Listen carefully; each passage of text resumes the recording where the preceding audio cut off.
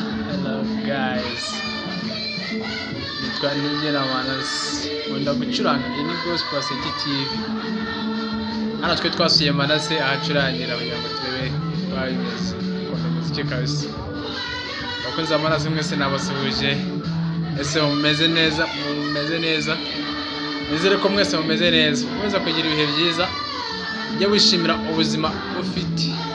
Hariho abatabufite, hariho abafite ubuzima butuze cyangwa se ufite ubuzima buri mu bibazo, ariko ugishimana ko ufite ubuzima sindi ujye wisanzura. Niba ucuranga, niba ukina umupira, niba icyo ukora ujye wisanzura kabisa, bizajya bigufasha cyane. Nanjye mba nagerageje kwisanzura ku muziki kuko niho nisanga kabisa, kuko subscribe ntacyo byaba bidutwaye.